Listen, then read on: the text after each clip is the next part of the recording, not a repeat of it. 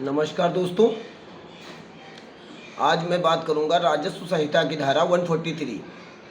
क्या होता है 143? 143 में अमूमन ये देखा गया है, जो कृषि योग्य भूमि होती है उसको जब किसान आवासीय या औद्योगिकरण के लिए राजस्व विभाग से या तहसील स्तर से अनुमति लेता है, तब 140 संविधान की धारा, राजस्व संहिता की धारा के तहत 143 करवाने के पश्चात ही इसको असली रूप में किया जा सकता है। 143 करने के लिए सर्वप्रथम किसान को करना क्या होता है?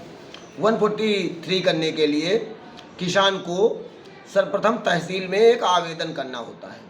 जब वह उप जिलाधिकारी कार्यालय में आवेदन करता है तो सर्वप्रथम तहसीलदार या चकबंदी अधिकारी या लेखपाल या राजस्व का कोई समकक्ष अधिकारी उस ज़मीन की जांच करता है।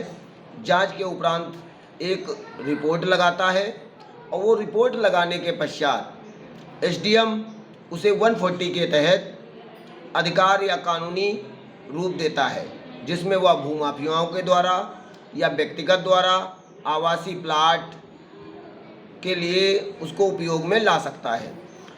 आप अगर 143 करवाते हैं तो उसके लिए क्या जरूरी दस्तावेज होते हैं? सर्वप्रथम तो नंबर 1 पर आईडी प्रूफ होता है। नंबर 2, अगर आपने किसी दूसरा कोई करवा रहा है तो उसको सेल डीड होनी चाहिए।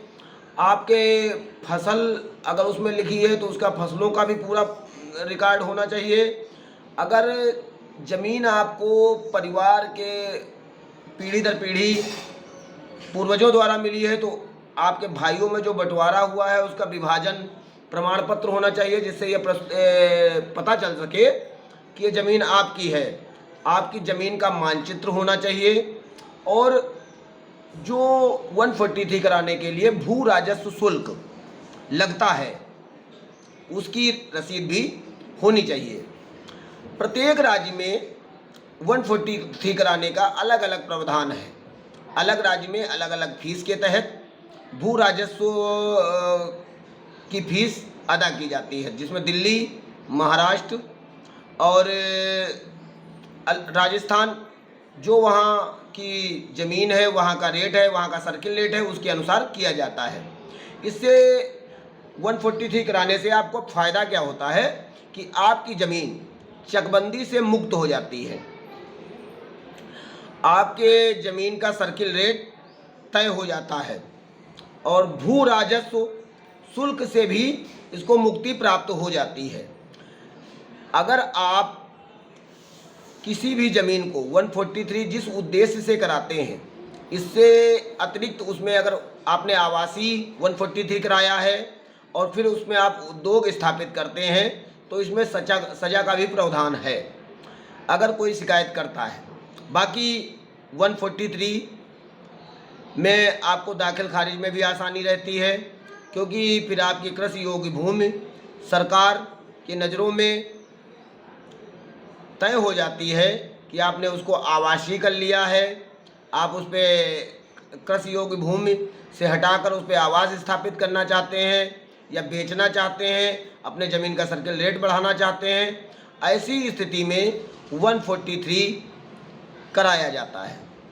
हमने देखा होगा कि आजकल जो शहर के नज़दीक के गांव होते हैं वहाँ पर बड़े बड़े फ्लैट, बड़े बड़े मकान, बड़े बड़े इमारतें खड़ी की जा रही हैं, तो उन सभी इमारतों के लिए भारतीय राजस्व संहिता की धारा 143 अति आवश्यक है।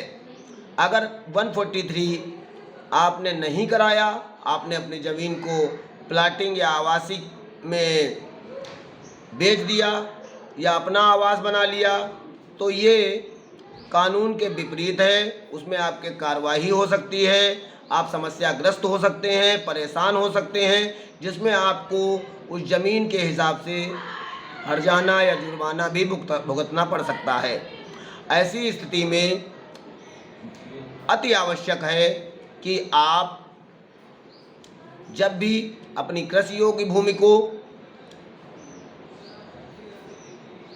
बिना 143 के यूज में लाते हैं तो ये आपके लिए समस्या का कारण बनती है।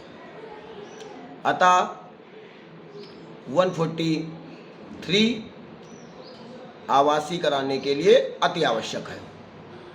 अगर 143 के बारे में आपको ज़रा सा भी अच्छा लगा हो तो प्लीज़ मेरे वीडियो को लाइक करें, शेयर करें, कमेंट करें और सब्सक्राइब करें।